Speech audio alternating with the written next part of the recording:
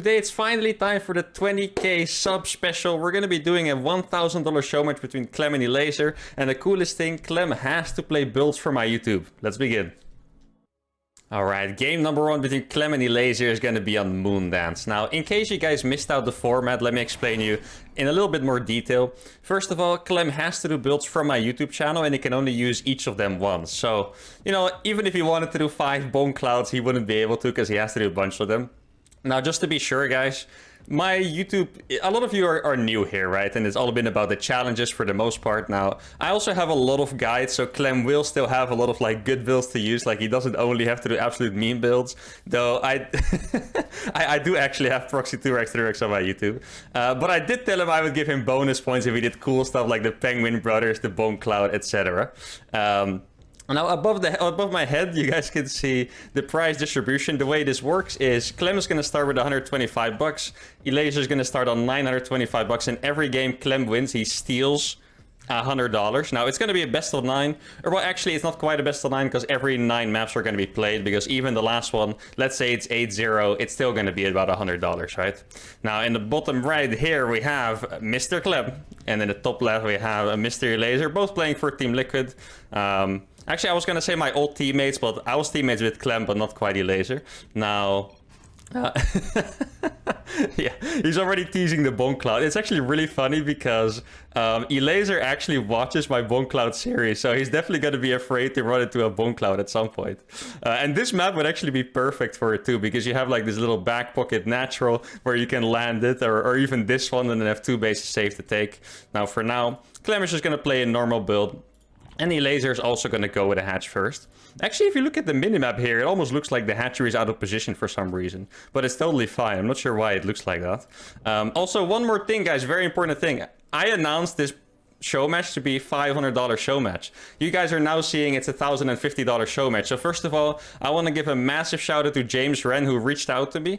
He offered to sponsor the prize pool for me instead, because it was going to go out of my own pocket, and he even doubled the prize pool. So he gave $1,000 for the show match. So yeah, absolutely massive shout out to Mr. James. Just absolutely awesome. I didn't expect it, so that's really fantastic. And obviously it's awesome for these guys as well, that they're going to be making a little bit more money. And then Petrov also donated 50 bucks, which I decided to split fairly among the players. So that's why they both have 25 extra dollars to begin with. Now, I have a list here on my right side of build orders that I gave Clem. Like, I actually gave Clem a little list of build orders he was allowed to use. And I'm very curious which ones he's going to use. And I think it's going to be really fun to watch Clem play, because I actually think Clem is really good in chaos and different situations. But when he plays TVZ himself against like Serral and Rainer, like the top dogs in the big tournaments, he tends to kind of gravitate towards the same builders most of the time. He really likes 3cc Banshee, for example, and 3cc 2-on-1. Now, I do actually have a 3cc 1 guide on my YouTube, but Clem will be forced to play a lot of other builds as well, which is awesome. Now, I like that we're bantering a bit. I do actually have proxy 2, 3, and 4 Rex guides on my YouTube. I did actually mention he was only allowed to proxy Rex once, by the way. But Clem doesn't actually like proxy Rex builds, so...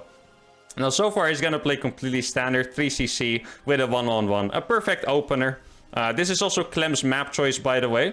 He's getting a second gas here, which is actually normal. For a second, I thought it was a third gas. Oh, there's the third gas. He might actually be going for that Maru style that I did a POV analysis on recently, which was obviously the mech into ghost mech style. Now, I do want to say it's really cool about this map that you can take your 3cc on location like this. Like, that's actually very awesome. And this map does have, like, this nice high ground overall where you can take 5 bases pretty easily. Now, Laser still playing completely normal, just making a lot of queens. I think Laser is a big fan of, like, the 9-queen game style.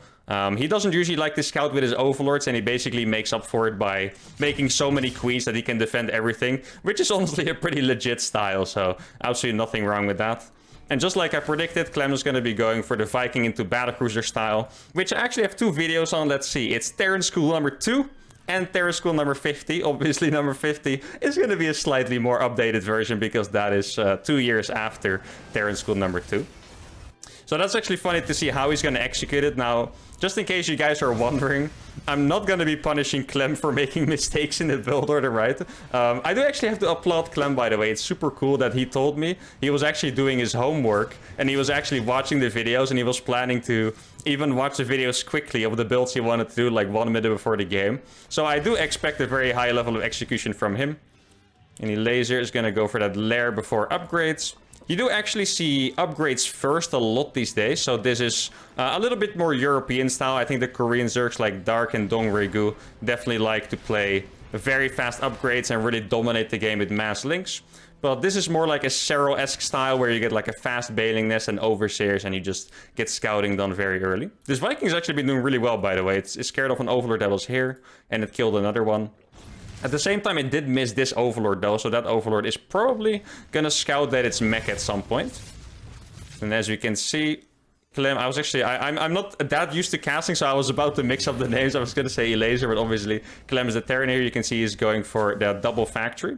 Now what I expect to happen here soon is that he's gonna teleport this battlecruiser across, and that's when the chaos is gonna start. You probably noticed Clem has made a lot of Hellions, and he hasn't really traded any of them out for drones, which is something he likes to do normally. So what I expect is going to teleport the BC somewhere into the natural and then run by with the Hellions at the same time. So let's see. I heard the BC teleport. Where is it going to go? Okay, so the Hellion... Oh, the BC is actually here. I didn't even see it. So he's going to go all at the front. I actually like this approach, but against the Laser, it might not be quite as good because he does like to make that many queens. So you can see the queens are marching in here. And actually... Clem trading really well with the Hellions, but the BC is deflected, which is good news for your Laser. This is actually the kind of attack that if you watch Maru play, he will probably just kill the Zerg with it most of the time, because control is so perfect. Now, Clem's control was also very good, but your Laser was in position with the Queens and defended it still comfortably. Now Clem is going to go for the 4th command center, and the double armories are going to go down as well. I do have to apologize quickly, guys. I know my observing is not the best. I do a lot of playing on my own channel, of course, but I'm not the best observer, so if I do make some observer mistakes, I apologize. And also, one more thing I want to mention, guys, is that if you really enjoy this kind of content, so for 25k subs we're doing this awesome show match, I would totally be down to do this more often and go for like, oh, I just noticed that the money graphic is covering the upgrades. I'll fix that in a bit. I would totally be down to do like a cool show match for 30k subs and 40k subs and stuff, as long as I have like a cool idea for the format. So if you guys know a really cool idea that I could do for like 30k subs, like an FFA or another kind of challenge stuff show match, then I would totally be down for that. And you could probably raise some money for it, which would be cool. Now, Clem is actually trading against the Queens. I'm not sure if this is the best trade ever, because he did lose a few Hellions for it. Now, Laser is banking a lot of money. Now it's actually not going on too much. I'm going to try to move this up a little bit. I'm not quite sure where I can put it. I'll just put it at the top right there. See if it looks nicely there. If I notice it's not the best spot, then I'll probably change it again at some point. On the fly production, guys. That's why you guys like me, right? For my production skills. Now, this is what I meant. Laser had a lot of money banked up, so he's going to go for 11 Corruptors. And so far, I think Clem has been doing a pretty good job. If you look at the units lost here, the trades are pretty decent. Now, for a TVZ, this is actually pretty normal. A Terran always wants to be up in the units lost. I know when I play my Raven Hellion series, it gets a little bit insane. Oh, that's a cool move. He used the rocks there to kill that creep tumor. So he positioned his Hellions in front of the creep tumor and targeted the rocks. It's a very little thing at this point because obviously there's a lot of creep tumors here, but still, it's a cute move. It's a very typical Clem move, I think. Always tries to maximize the damage he does with his units. Now, interesting that Laser... Oh, I was going to say, he hasn't taken this back base yet, but I guess it is a base that you can take easily at any point. Like, honestly, you could even take it as your 8th base, because there's no way they'll ever be able to deny it. So Clem already has 3 battlecruisers. I think we haven't seen the battlecruisers in action too much. He does have Yamato. Actually, if you're wondering why he's not Yamatoing here, this is actually a really cool micro game. Let me explain this. If you Yamato, your battlecruiser can't move. So the corrosive biles can land on them and just decimate them. So for that reason, he didn't Yamato. And at the same time, Laser was only launching... Ooh, that was a really big skirmish here. Looks like it was an okay trade for both. So Laser was only landing 1 bile at a time. So he would never run out of biles and Clem would not be able to Yamato. So that was actually a very cute micro battle. Now Laser made 24 drones at once, meaning he's going to be at 103 drones. That is pretty insane. Now Clem is going to go up to 6 command centers at the same time. Let's see what other upgrades he has. He does have Blue Flame, but he doesn't have servos yet. I'm a huge fan of the servos upgrade, by the way. Like, being able to transform your Hellions into Hellbats really fast, it feels really good. It's just awesome. And there's the Raven. It's really funny to see this because I've made a guide on this recently. Like my last guide was actually on this style. So now we can see how well Clem executes it. Now the Corruptors are using their, what is that called? Something spray, corrosive spray or something like that on the armories. Ooh, doesn't quite get the second armory, but he gets the first one. And remember that these PCs already use their teleport. There's mass repair going down. Wait, is that Battlecruiser actually staying alive? There's no way. Oh my goodness. There finally goes down. That actually lived way longer than I expected it to. And now it looks like we are set up to go into a proper macro game. Clem is on 5 bases already. There's no Ghost Academy yet, I believe. Let's see. No, there's not a Ghost Academy yet. It is a really good move there to kill an armorer, by the way. Because Terran, when you play mech, the 2-2 timing is actually the most common to hit, because by the time you have 1-1, your army is too small. But when you have 2-2, you're usually maxed out, and it's a nice timing. So now if Clem were to move out, it would just be a slightly worse attack, basically. Now, Elazer's getting all of his static defenses up. He's actually very good at that. I feel like it makes it a lot harder to harass him. And there we go. The barracks are going down. Now, I still think there's no Ghost Academy here, so I guess he's... oh, there it is. I was gonna say, he's making barracks without the Ghost Academy. Seemed like he forgot it for a second. So we really are gonna go into that full Maru mech style, which might actually be the hottest style at the moment to play. Maru plays it almost every game, to be honest, and with massive success as well. Recently taking down both Raynor and Dark in DreamHack and GSO. Now, I wonder what unit composition Clem is going to go for exactly. He has 11 tanks. He's going to go up to 6 stores. And then I guess at some point he'll probably want to throw away the Cyclone Hellion and just get like a really big amount of ghosts out. And Elazer, I really like this about Elazer's play. I feel like other Zergs are usually a little bit more rushed when it comes to the macro game. Now here we go, Elazer gonna go in. This actually looks like a decent fight, because he's gonna be able to buy down... Actually gets 4 siege tanks, and it felt like he didn't lose that much, besides the Banelings. But as I was gonna say, I feel like Elazer's late game is not as rushed. So he moves out, but he always makes sure to have everything in order. He doesn't rush to the late game too fast, but he still does try to get there. As you can see now, he's chilling on 100 drones, 6 or 7 bases actually. Double Spire going down, so he is going to go for the Brute Lord approach. Now, this is something I feel like no Zerg is sure about yet, and that's... How do you approach Ghost Mech? Like, a lot of Zergs make Brute Lords, a lot of Zergs think Brute Lords are not even viable at all. And Elazer's gonna go the Brute Lord approach. Now he's trying to deny this base. Probably gonna kill that with some Biles. This was probably a slightly less efficient trade. Like, the supply looks fine. I do feel like he lost a decent amount of stuff. And, let's see. Yeah, there's still 10 tanks on the field, so I don't think he killed that much. So actually, in this really big fight, it's pretty hard to keep track of what they lose, because their supply is going to be so high anyway. Like, even after that fight, Elazer is literally 200 out of 200 with 3k, 2k in the bank. Now, I just moved 33 Bailings, so that's going to be a bit less. And I think the main focus for Clem in this game is going to be on denying some of these bases, because I do feel Clem is actually in a decent spot. Don't get me wrong, he's on 6 bases. As Ghost Mech, you don't want that much more, but you do not want Zerg to mine 10 bases or so. So Elazer's actually, wait, is this 10 already? 1, 2, 3, 4, it's 9 bases he's going up to. That is maybe still acceptable. Clem probably wants to do something about it. Now, Clem does not have a sensor tower here, so Elazer's gonna go in and he's gonna be able to kill all those tanks. Now, this fight does not look that bad for Clem, and I'll explain why for a second. Banelings are still rolling through. He is probably gonna get that PF. Yeah, this fight was actually really good for Clem. And the main reason was that this was only tanks. So Elazer basically rolled in 50 Banelings against an army that was purely siege tank. And the Banelings just had no target. So I think he lost 30 Banelings and then he decided to kill the PF. But in the end, you can see Elazer's bank is completely gone already. Now, how many workers have been killed? It's actually been a very relaxed game when it comes to the workers killed. I feel like normally with mech, there's always Hellions killing a million workers. But Elazer has done a good job of keeping those alive. Now, he is going to get some extra bases in the bottom. I feel like once Clem gets this base, he's going to feel pretty good about himself. He does need to get this base as well. Now, the struggle for Elazer is actually that part where you just saw doing damage. Like, all these bases here, if you can see, are on the same high ground. So, like, Clem is missing a sensor tower here, admittedly. I think he's making it right now somewhere. Where? Oh, is it under here? I don't actually see it.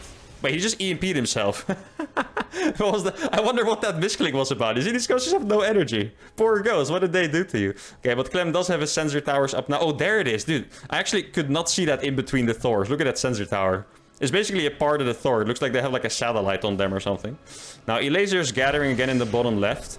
I feel like the balance of Elazer's game might be missing a little bit here, because if you look at the units lost, I mean, 5k is actually not that bad, but he went for the Brood Lords early. He has a great Aspire, he has a second Spire as well, but he hasn't invested in the Brood Lords yet, so I think he might have been losing a few too many resources. Like, he has absolutely no gas now. He's gonna go for Infestors, which is always good. He's gonna try to catch these Thors, but I actually think Clem kinda has it covered with these tanks on the high ground. Oh, the Thors actually don't fit here. That is actually massive. So he is actually gonna lose 5 Thors to that. And, oh, I kinda expected some bios on these siege tank. Did he lose some Ghost? I think he might have lost some Ghosts. It didn't really look like it, but he did get the 5 Thors, though. I think Clem has been doing a fantastic job here, guys. The efficiency is amazing. He's on 6 bases. And now, he actually did lose his CC there, but he's still going to be able to take that 7th base in the corner relatively easily. Now, finally, we're going to see some more Corruptors on the field. It actually is a bit of a shame. Ooh, there we go. Some Fungos going down. He needs Fungos on the Ghost, though. He doesn't really need the Fungos on the BCs that much. Oh, the Lings are actually getting on top of the Ghost. And this fight, guys, was actually really, really good for Elazer somehow. Pretty much kills all the Ghosts. There's 1 Ghost left. Kills the siege tanks as well. And now Clem's army is, you know, he's back to 150 supply with no bank. So I feel like out of nowhere, Elazer kind of takes an amazing fight. It was looking really good for Clem up until that point. But now he definitely needs to regather his forces. If you look at his army, he doesn't have the majestic, you know, 10 tanks, 6 Thors, and 10 Ghosts anymore. Like, he just has a few of each, which is still pretty decent. Now, I am a little bit puzzled at why Elazer just made 21 Roaches, by the way. Like, I know Roaches are pretty good. I've actually seen Dark do this a lot, but I haven't really figured out why quite yet. Because Ravagers and Roaches both die in 1 shot to a snipe. So I'm not quite sure. Like, you need to get a lot of good fights. Like, in particular, that fight you just saw, that's the perfect example. But at the same time, I think you're going to have a lot of fights where your Ravagers get sniped and you lose like 1k resources for almost nothing. Now, it's a really good Hellbat drop here. Elazer actually dropped to 0 gas there for a second, which is pretty bad news. Now, the Hellbat drop here is actually sick, because the Spines really have the Hellion run by route covered, but a Hellbat drop obviously can always get in. Doesn't quite unload there, so he loses it, but I think it did his job anyway. Obviously, at this part, or this point in the game, it doesn't really matter, those small drops. Like, early on, if you lose a mine drop, you know, your first mine drop of the game, you're like, oh no, I've lost the game. But if you lose it this late into the game, it's like, guess I'll make a Thor instead of that drop, right? Now, Clem is finally gonna get another base. Let's look at the income. Both look pretty decent. I feel like neither income looks like incredible, right? They're roughly the same. Clem definitely about 600 minerals more. Now, this army of Clem looks insane. Oh, he's not actually in position there. Bane's gonna grow into the Ghost. Actually gonna lose 4 Ghosts pretty fast. Oh, let's see what the rest of these Banelings can do. Actually, they got most of the Ghosts. There are still 4 Ghosts alive. He didn't use the Infestors yet, so Clem needs to be very careful here. Neural Parasite is gonna finish in 5 seconds, guys. Neural Parasite, I feel like, is one of the highest possible ranked counters against mech, and it's mostly because of the interaction against Thors. A Neural Parasite, it just takes over a Thor. If you run your Thors in front, the Infestors take over 5 Thors, and those Thors are gone. And if you stay to fight, your own 5 Thors will kill your entire army too. Ooh, he's gonna go for it. Yeah, Clem needs to be very careful. His army is actually very small here, guys. Now, the EMPs on the Infestors would be huge. Oh no, he's actually running by the Ghost on accident. Neural Parasites are gonna land on the Thors, and this is an amazing fight for Elazer. There are a few units here in the back. I don't think Elazer can commit that far, but another really good fight by him. And Elazer has been fighting back amazingly, guys. Like, keep in mind, 5 minutes ago, this game was not looking that hot for him, and now he's definitely climbing back in supply and bank. And at the same time, Clem is only down to 69 SCVs. His economy is not going to be that great. And Elazer is finally getting this base up and running. Now, he actually lost this base in the meantime. I actually did not notice that, but that's also a really good pick-off. Now, if you look at the units lost, guys, I'm going to be honest here. Terran is in the lead by 2k resources lost. But that is actually quite rough for a Terran. Like, Terran really wants to be up by like 10k. In case of Maru games, it's sometimes even 20k. So the fact that it's that even is not good news for Clem. And the main reason is that Zerg usually gets to mine 1 or 2 bases more. I always explain my own formula I have for this, which is that if Terran and Zerg mine the same amount of bases, Terran is definitely ahead. If Zergs mine 1 more base fully, I would consider it even. But if Zerg mines 2 or more extra bases, then Zerg will usually run away with it. Now, the Banelings are distracting all of the Ghosts. The Neurals are coming in. There's still so many Zerglings up here for some reason. I feel like it's been a long time since I've seen someone take such good trades against Ghost Mech with honestly pretty basic units, right? Like, this is Lingbane Ravager with some infestors. Like, there's no Ultras, there's no Lurkers, there's no Brute Lords, and yeah, I'm actually a little bit flabbergasted, to be honest. Like, I really felt like at some point, if Clem gets his army up, Elazer would start to have to use different tactics. Like, what I envision is that he would maybe go around all the way to this base and bile down these tanks and snipe. Oh, this is actually only an orbital, by the way. And play like that. But he's actually just fighting straight up against the highest tech army Terran has. And I feel like Clem maybe expected Elazer to transition already, because he keeps attacking pretty early, getting his army surrounded and then dying. Now, obviously, Elazer's drone count is also cut down quite a bit. As you can see, 30 workers have been killed. So 76 workers is also not the best income. I think, yeah, Clem just launched like a ton of meals because this income looks very, very good for Clem. Well, actually, there's 1600 gas a minute for Elazer. That is an insane gas income. I like how he's still getting the 3-3 for the air, but he hasn't made like a single Broodlord or anything at all. Now, one thing you guys need to know about Hellbats. Once Hellbat get +3 attack, they literally one-shot Zerglings with the blue flame. So, early on, Lynx can trade like somewhat okay against Hellbats if you have an overwhelming amount. In the late game, do not get your Zerglings anywhere near Hellbats, because they're gonna get one-shot and you're gonna be very sad. Now, one thing Elazer does need to do is get this base back up. Like, keep in mind what I said. The units lost is only 1k different now, which still means that if Clem would mine the same amount of bases, he would be up by 1k. So, even though Elazer has been taking good trades, I would still take a few more bases if I was him. He's getting some static defense up here now, which is really good. And I think at some point... Ooh, that's what I was talking about, guys. The snipes on the roaches, those are one-shots. Because of my Ghost Surgat Master Series, I know how satisfying it is. So that's definitely a good sound to hear. Now, let's see what Elazer's army comp actually is. He keeps going for 12 Ravagers, and then he morphs like 50 Banelings. He's gonna try to go for the Ghost here. I would not go up that ramp, indeed. Did Clem actually get his building armor? Yeah, he did get a build. I actually didn't pay attention to that. I didn't see it. Now, Elazer is gonna fight this. Oh, no, Clem unsieged! I actually didn't see that. I was gonna say, this is a pretty crazy fight to take for Elazer. The Banelings are gonna chase these Ghosts. They're actually gonna go for the SCVs instead. Clem, really good micro here. Actually, none of them get onto the Ghost. And now he needs to get out of there, because those Ghosts would destroy the Ravagers. And that was the first really good fight for Clem in a while. And there's still a little bit of creep here. I am a bit surprised that Clem is making a lot of orbitals here. Like, I know he had a planetary fortress at the front. Seems like he actually wants to go straight for the push. Like, I think at this point, if you look at the income, Clem is not happy with his income. He knows he might have to win it here. Actually, if you play this strategy, though, I think you always have to play it patient. He is going to fall back a little bit, which is good. Now, even though he has the high ground here, this is actually a pretty scary location to attack into, and I'm going to explain why. If you stand here, Zerg can attack from creep from 2 angles. So if Banelings with Infestors come from this side and from the top sides, imagine where these Ghosts can run. They could actually run nowhere and get obliterated. So this is a pretty scary base to have without a planetary. If there was a planetary like right here, I would actually think this base is looking awesome. But without the PF, I'm actually very scared. Elazer is going to go in from one angle. I think that's a little bit of a risky choice. But he is going to get the Neurals on the Thors probably. Let's look at the Neurals. Yeah, Neurals on 2 of the Thors, 3 of the Thors, all Thors. Which means these Ghosts are going to fall. Wait, there's no Overseers, guys. The Overseers died. Oh no, that's a disaster.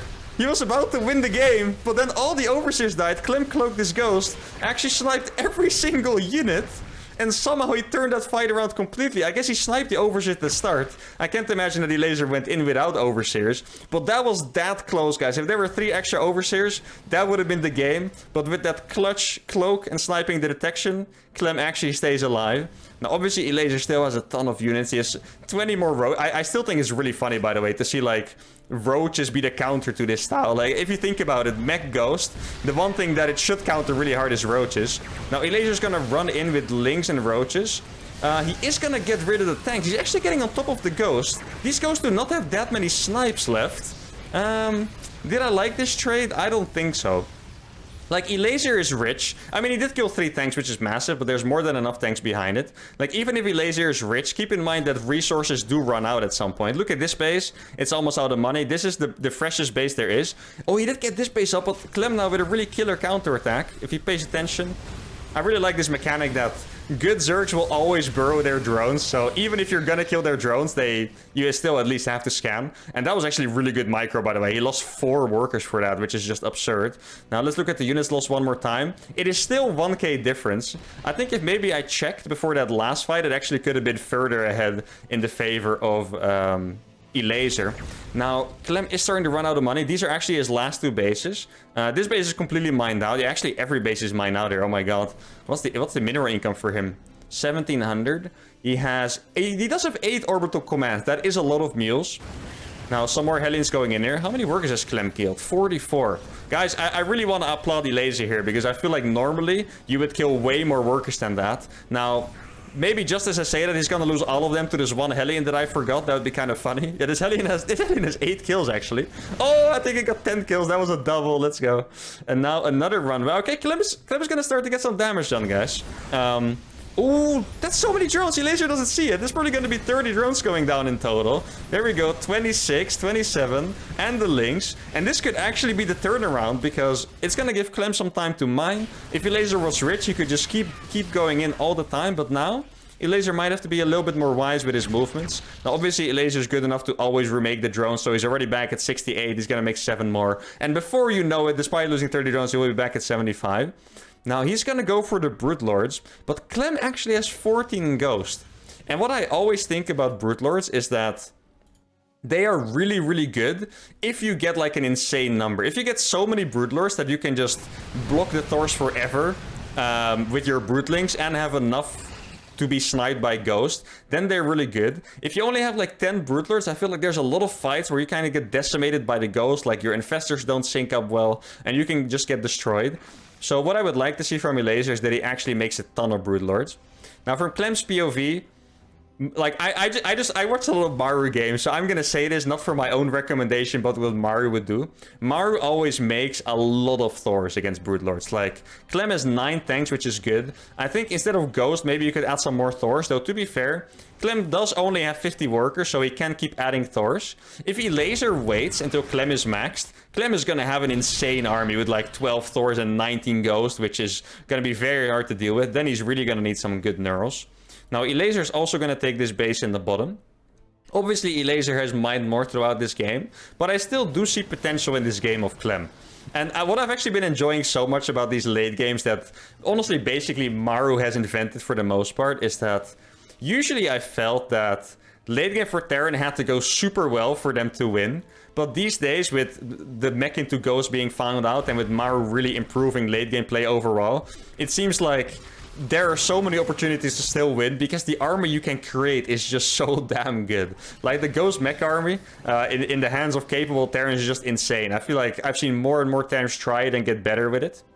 Now, let's see what else there is to do for these boys. This base is actually, I don't feel like drones have been killed here, but it's not mining that much. The income now is relatively stable for both. Clem is going to try to take this base. I do wonder. This is actually going to be a bit crazy, because for this entire game, Elazer had the mobility advantage, right? But now, they both have really slow armies, and Clem might actually have the faster army. Like, Clem could totally kill these 2 bases easily while the Brute Lords are on the top. I would be surprised if Clem goes all the way back without killing these bases. Like, he's walking back, but I feel like at some point he should make the decision to just kill these, because that army, you're not going to arrive home in time to kill that. Let's see what he decides to do. Now, he is cleaning up this base in the bottom. Oh, this is actually the perfect army by Elazer. Roaches against Hellbat. That's going to be 7 Hellbats very easily dead. But obviously, the most important part is this fight in the top here. The Infestors are in the top. And this is actually going to come down to the Spellcaster usage. Some snipes are going to come in from the start. Probably going to kill 1 Broodlord if I had to guess. Let's see. 1 Broodlord goes down.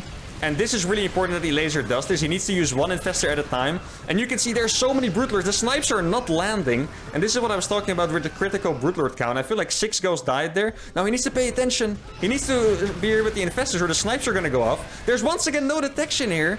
The Overseers are a little bit too late. And the Brute Lord count is very thin at the moment. It's only 6. And I feel like Elazer might have to give up on this fight. Now, Elaser is one of the players that I think is the best at playing scrappy. So a lot of Zergs would just keep trying to A-move there, lose the fight, and maybe lose the game. I think Elaser is going to be smart enough to back off and actually recreate the big army that he needed. Now, what I would be very interested in seeing is this is actually a point where he could consider going for Ravagers, because there's not that many ghosts left. So even though I have been, like, not critiquing, but questioning the mass uses of roaches here, I think Ravagers would be insane. Ravagers are so good. Oh, he's not paying attention here. He's losing a few more Broodlords. 3 more Broodlords going down. He needs to be very careful. Like, I know he has a lot of supply. There's a really cool Roach interception here. Might kill a second tank if he pays attention. Does not quite get the second tank. And oh my god, this has actually become a sick game. This is the warm-up game of the series, by the way, guys. No big deal. This is the warm-up game of the series. Also, in case it wasn't clear, I'm not sure if I mentioned it before. This best of 9, these 9 games are going to be uploaded in probably 2 or 3 parts. I was thinking, depending on how long the game goes, or the games go, I will do 2 or 3 parts. But considering the first game is already 30 minutes deep, I think it's probably going to be a 3-part. It's pretty safe to say at this point. Now, let's see what the income is at this point. Clem lost his most important bases, but he actually got them back already. So despite the laser having this mining, if Clem actually gets this bottom left base up, I feel like he could climb back. Now let's see. Our laser has 18 Broodlords, guys. I think he might actually have too many Broodlords for Clem. The infestors are gonna come in. Yeah, I think this army for laser is looking insane. He needs to get the infestors in, though. If he gets some Neurals on the Thors, he would win the fight instantly. It looks like there's too many Broodlords to handle anyway. Oh, there's a Blinding Cloud. I didn't even see the Viper. That's an amazing Blinding Cloud right there. He's pretty much gonna kill 3 Thors for that. And Clem has nothing left. And Elaser takes game number 1 in an absolutely amazing game. Bravo. I thought Clem was gonna win it for like the first 15 minutes, but Elaser brought it back. Amazing game. And let's head on to game number 2. Alright, game number 2 between Clem and Elaser. Let me put the score up. How does it work again? There we go. Oh, wait. I didn't pay attention to it last game. Look, you can actually do that. You see, you can flip the scoreboard. I didn't pay attention to it last game. I just hope it was in the right order, because I know people get triggered by that sometimes. I'll try to do it the right way from now on. Wait, actually, the score also stays on the bottom. That's funny. Let's see. The more you know, guys. Live production with uThermal. 1-0 for Elaser. I think in this kind of tournament format, it's actually really nice to win the first map, because I think this is something pro gamers have. Like, I can tell you for sure. I think most pro gamers have this. There's always this fear, if you play a tournament like this, that there's something in the back of your head that's like, what if I go 0-9 and go home with $25, you know? So I think Elaser's going to be very happy that he's at least secured the first 100, as you can see. Excuse me, the prize pool hasn't changed. Now, Clem is going to go for a CC first in the first game, obviously. I'm actually sure. Do you guys like it when people do introductions every game? I guess I might as well. In the bottom left, the amazing Terran. The best 4 in Terran, it's Clem. And in the top right, Mr. Broodlord making it happen in game number 1 against Clem's Ghost Mech. It's Elaser. Once again, both playing for Team Liquid. They both have it in their name very nicely. When I was in Liquid, my name didn't fit, so I had to call myself Liquid Thermi, which is actually a pretty cool name. So I guess there's nothing to complain about. Now, anyway, Clem is going to go for a CC first. Remember, he has to do a different build every game. And I think this could potentially be the CC first 2-1-1. I think at some point I had a build that was this, though it could also be a bunch of other stuff that honestly I do not quite remember. Though I see this SCV being rallied here, which means it's probably a second barracks. Now, this is a very cool build, guys. I haven't seen this in a very long time. He is going for a CC, Rax, double gas, second barracks. This is a very cool build. And this is not a build that's common, so I wonder if he's going to be able to execute it to perfection. This is actually a build Maru popularized, I believe. It could be someone else. It's just when Maru does it, it always feels like Maru has popularized it, because he probably wants some random GSL with it, you know what I mean? So it could be anyone's build. If it's your build, I'm sorry. I also hate it when I create a build and people are like, hey, is that Maru's build? You know, so if it was you, please claim your credit. But anyway, the game I casted of this a while ago was from Maru against Dark. So it's going to be 1 Reaper into a reactor, and he's going to scout. Now, once again, like I said, Elaser is a very standard Zerg. I do really like his macro play overall, but for the early game, he usually doesn't do anything too crazy. Actually, at some point, he would like to do... what was it again? The 1-base Ravager all in. I'm not sure if you guys are familiar with that build, but it was a pretty popular build at some point where you would just make... I think it was even maybe like a 12 pool, or like a 13 pool and a 12 gas, or a 12 gas and an 11 pool. Something, it was something insane anyway. And you would just instantly go for Ravagers and run them across the map. And if your opponent did an SCV scout, it would be a very cool build. Now, as we can see here, Clem actually going for that 2-on-1. And Elaser just going for the standard 3-hatch opener. Now, this is actually Elaser's map choice. And one thing I think is really cool, you guys have probably noticed that in the recent... How long has it been? I want to say it's maybe like a month or a few weeks or so that we actually have a new map pool. And what is really cool to see in the pro gamer community is that people always stamp a conclusion on a map. Like, this is a Terran map, this is a Zerg map. But in the first few weeks, it feels like people are almost always wrong unless it's like a really obviously broken map. So this map at first, everyone thought it was a Terran map. And then I heard Cheryl say it was a Zerg map. And now I kind of feel like the sentiment is that people are not really sure and it could be in between. So I'm not quite sure. Anyway, Elaser picked this map as his first pick, I believe. And last map was actually Clem's pick. So Clem did lose on his map choice. Now, I do think Clem is really good and obviously he's going to be able to win on this map. Now, one thing I do want to say about Clem is that Clem is typically a bit better at playing bio than mech because Clem is a very fast player. Maybe I didn't introduce the players properly. I'm not sure you guys are familiar with these guys, but if in case you guys don't know, Clem is the best foreign Terran at the moment. Most likely he's actually won a bunch of EU Dream Hacks. And Elaser is a WCS winner from 5 years ago. And he made the finals of a GSO against the world. And right now he's probably the 3rd or 4th best Zerg in Europe. And Clem is the #1 Terran. Sometimes some people could consider Hairmarine to be on this level, but usually Clem is the #1 Terran. So normally, I always criticize 2-on-1 builds because I feel like 2-on-1 is a little bit outdated, but there are a few versions that actually work. And what is really cool about this one is that it's a CC first. The 2-on-1 still hits really fast. This is 450 that a 2-on-1 hits, guys. That is insane. But at the same time, it still has a follow-up. He has a 3rd CC. He has double eBay behind it. And even if it doesn't do too much damage, he's still going to be able to go into that Clem macro mode. And I'm really excited to see some really sick Clem fights, some Clem splits, multitasking, especially with his bio. The first game was still epic, don't get me wrong. But I feel like Clem is really more in his element in these kind of games. Now, like I said, Elaser always goes for the 9 queens, which means that it is pretty hard to deal damage against him early on, to be fair. And as we can see here, Clem is kind of snarking around.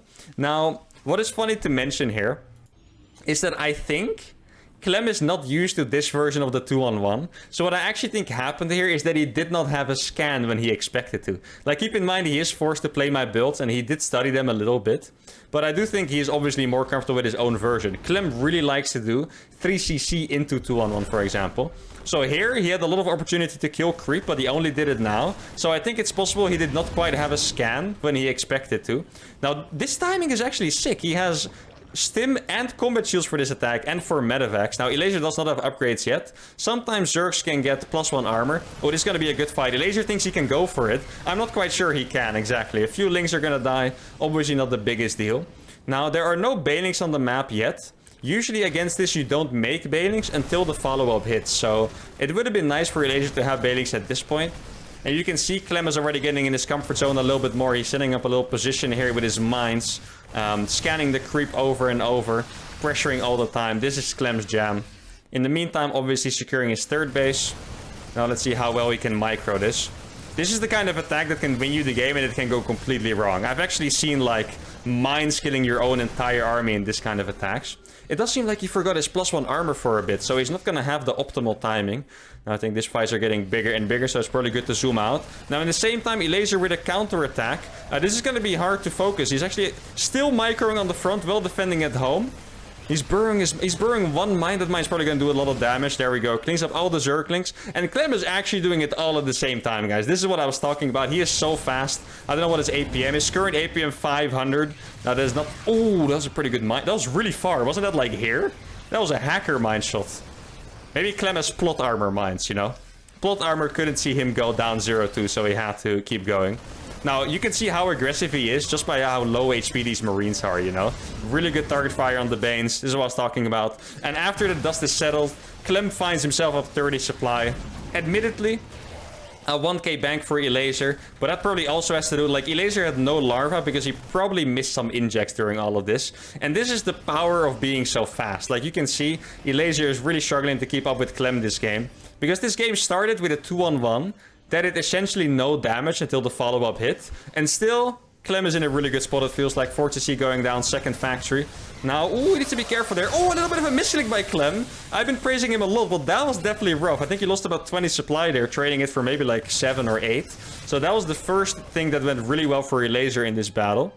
Now, he's actually going to make a Liberator behind this, which is very interesting. He has 11 medevacs, by the way. This is a bit of a downside of playing 2-on-1. You get medevacs so fast that if you just keep pressing the button to make medevacs, at some point, you will just have too many medevacs. Like, Clem wishes that 3 of these were Liberators so he could, like, siege this base.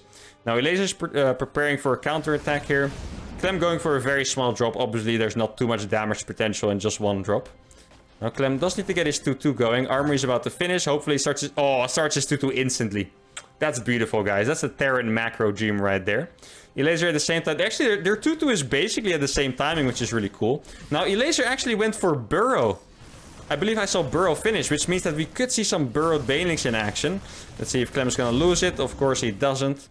It is kind of funny that the only time Clem lost stuff is when he misclicked. Like, he never actually let his attention slip. The only time he lost stuff is actually when he misclicked. So, maybe he's just too fast to let that happen.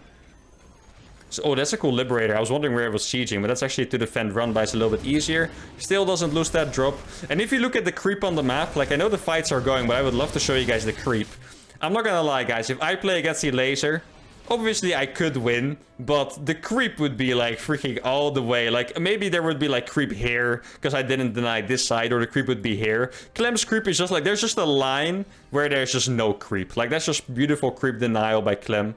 He's making a Cyclone on accident. Like, I really can't imagine that a Cyclone is something you want to build at some point. So, yeah, Clem does make mistakes, guys, believe it or not. But now, Clem has been doing good. The creep is little. I still think a lot more needs to happen for this game to be over, because I see a Hydra Den, and when me as a Terran player, I see a Hydra Den, I feel like Lurkers are on the way, and Lurkers are a rough unit to deal with, especially if you don't have tanks. Now, Clem does have an insane army. He has 10 mines. Elaser has another run by prepared on the left side. Let's see. Okay, he doesn't get the mines. That's a good micro by Elaser. Clem is really in his face, though.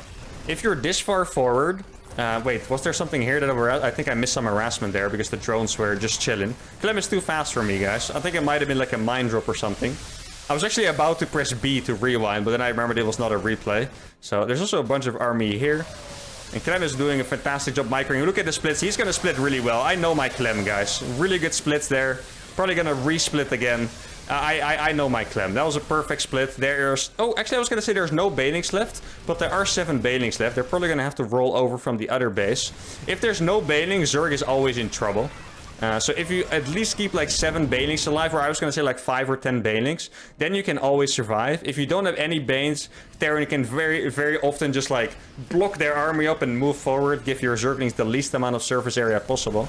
Now, Clem is really getting into his face now. There's mines here, there's Liberators. Let's look at the splits. Oh, actually picks up in the medevac the last second. There's really good micro. Another really efficient fight for Clem. And this Liberator is actually going ham, by the way. Shoots down another Hydra. There's another Liberator on the map as well. We did lose 17 SCVs. I know my observing has not been the best. That must have clearly been a run-by on the 3rd. Oh, Banelings are actually starting to hit. He didn't quite target that last Baneling, but I think his army is enough. There's only Lynx and Hydras left, and Queens, and that means Clem is going to push forward. Now, he has a few more Banelings finishing on the top there. Dude, how many kills does that Liberator have? 11 kills, 12. Actually kills that Hydra, too. There we go. He burrowed the Banelings. I think that might have been the first time he burrowed the Banelings, at least when we saw it. And guys... I'm trying my best to observe, but I missed like a few run-bys and stuff because these guys are just playing too fast. Actually kills 3 SCVs with the mine splash damage there, which is really well done. And now Clem is into his 3rd base. He's gonna burrow mines. And what this basically does is he can run into here. If the Zerg follows, the mines will shoot. Laser's gonna try his best to split, but that was a beautiful game by Clem. Loses game 1 with Mech, with absolutely smashes game 2 with Bio. Let's move on to game number 3. Alright, here we go, guys. Game number 3 between these two guys. Tied up 1-1. In the bottom left, playing for Team Liquid, it's Clem. Woo. Probably should do that again. Probably looked awful. Top right, also playing for Team Liquid. We have a Laser. Woo. There's no audience here, guys. I have to do it myself. Now, Clem did whisper me between the games, and he said, I just looked up a quick VOD. Time to do a sick build or something like that, and... Now I'm just curious what's gonna happen. Personally, guys, the one thing I want to see the most is actually the Penguin Brothers. So far, he did Marus, 3cc mech build, and he did a really cool CC vs 2-on-1. Now, I'm just hoping we get to see a Penguin Brothers, guys. A Penguin Brothers and a Bomb Cloud, that would be my absolute favorite. And yeah, for Elaser, actually, I don't know how to say this. I don't have any like gameplay expectations. I feel like Elaser very often makes games fun just by playing his normal style. He's like a fast, zergling, banelink player, likes to play macro games. Like, I think Elaser is actually a very nice opponent for this challenge for Clem, because yeah, the games have been really fun already. Now, the last map, Clem actually did make it look like a good Terran map, by the way. If we have to admit, the pressure he put on was insane. Elaser never got his creep out, and that actually made it look like a good Terran map. So maybe Clem putting the balance argument 1 point in the favor of the Zergs, I guess. Because, of course, if a map is good for Terran, that puts the balance argument in favor of the Zergs. Now, what is Clem going to do this game? He made me very curious. Oh, it's a reactive first strategy. All right. So, by the way, if you guys are curious, the last game's build was Terran School number 33, the second game of the video. And this is a reactor first build, which means it could be... I think it's a bunch of different videos, actually, that this could be, so I can't say for sure yet. Though I really love reactor first builds. I think I'm one of the only Terrans that has used them very extensively in competition. So I'm very excited to see what he's going to do with it. I think it's either going to be... Let's see, what are the builds I did on my YouTube? I definitely did the 14 Marine drop with 1 mine at some point. I also did the 6 Marine drop, or no, an 8 Marine drop. So I think there's actually like 3 different versions of the reactor first build I've showed on my channel. So I'm not even sure which one he's gonna do, but it's definitely gonna be cool. Now Elaser gonna go with the same third hash play again. I like how he's hiding it there. There's actually a move they do because of the Reaper. Sometimes Terrans like to send their Reaper here first. I actually don't think it's a good move because that's what Zergs do. They will just build the gas and then your Reaper can't harass and they'll probably take the other third instead, which doesn't even hurt them. Now Clem is going to go for the second gas, so the opener is already completely different from last game. And I also think this show match is a really cool idea for people that want to learn, because you're going to be able to see Clem play his best with so many different openers and stuff. Okay, so it's a 6 Marines, and then he's going to lift the factory on. I think I know this build. I actually have a little bit of a funny backstory for this build. This build, we call it the Piotr build. And it's named after a Polish pro Terran player called Spirit. Previously, the name was Sol. And he used this build. And I think he beat Sarah with it on the ladder or something. And he told me something really funny, because most pro gamers, just so you guys know, they don't try that hard on the ladder. They usually save the build for the tournament. It's very logical, right? But there's also a lot of people that care a lot about the MMR. So Piotr literally told me that this was a build specially made for ladder points only. So the complete opposite of what pro gamers usually do. Like, I just imagine him, every time he meets a new Zerg, he busts out this build. And what this build basically is you go for an 8 Marine drop and you have a fast 6 Hellion run by. Really good scout denial there by Clem. Now, Elaser usually keeps his overlord a little bit further away from the base. Like, this is something you pick up as a pro gamer. So, if you play against Elaser a lot, you know he tends to keep his overlords at places like this, for example. So, Clem might not expect it to be that close. Oh, he's actually... Oh, no, he actually knows the overlord there. He saw it earlier on. Okay, my bad. I didn't realize. So, he's going to kill the overlord first. And he's going to go for a battlecruiser follow-up. Now, I have to clarify one more thing. And that is that some of my videos have mech follow-ups and some have bio follow-ups. But there's a bunch of builds like this one where you can follow up with both. And I did tell Clem that he could actually choose what he wanted to do as long as he did like the entire build order from the start. So in this case, he's gonna go for 8 Marine drops, 6 Hellions into the battlecruiser. And I think in my video, I most definitely went mech after it, I would have to guess. But Clem is actually allowed to go bio as long as he does the build. Now this is obviously a weird build that you don't usually see. 8 Marines already in the main. It's gonna trade pretty well against the Zerglings. 6 Hellions find the third base completely undefended. Clem is very fast, guys. Oh, he did miskick a little bit there with the Hellions. He's gonna bring the medevac back in. Needs to be careful with that.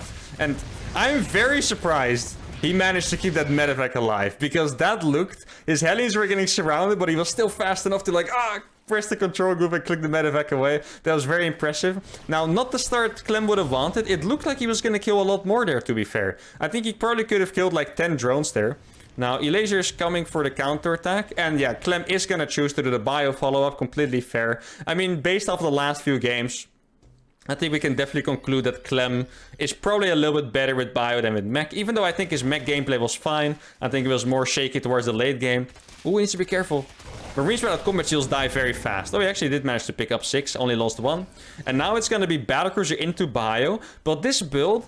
looks like a crazy mind game because Clem has already made 13 Hellions, including these two, and a BC. So it looks way more like a mech build than a bio build. Though yeah, to be fair, the opening did not quite go as well for Clem as I had hoped. And you know what's funny? I was actually thinking about this earlier. I feel like for this show match, I wasn't sure what I would rather have. It being like a close set or Clem just destroying. Because a close set is obviously better for the entertainment and, you know, it's just fun and both guys get more money, which is great. But at the same time, if Clem would 9-0 him with Terran's cool builds, that's really good advertisement, you know. I definitely think some of you are going to want to check out that previous game's build, for example. Now, Battlecruiser finds the Spire.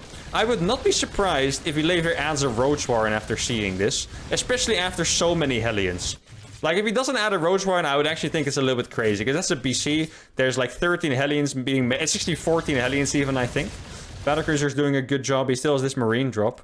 Did Elaser maybe see his main base? No, Elaser has no idea, actually. And this attack looks very funky. He already killed 6 Hellions. And then 8 more Hellions show up with the same amount of Marines. Let's look at the target fire. Can he get the Banelings? No, okay.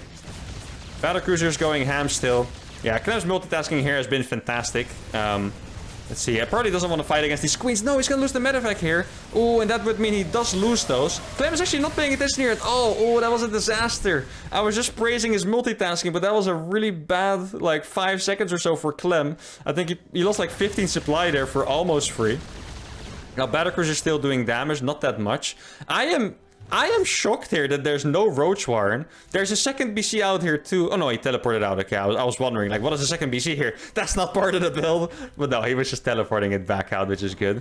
Now, I'm gonna be honest, guys. Clem is gonna have to display an absolute gold tier masterclass to win this game. This map is relatively good for Zerg. It's a big open map. And Clem is 40 supply down. Elaser has 83 drones. And yeah, the build does not work out for Clem at all.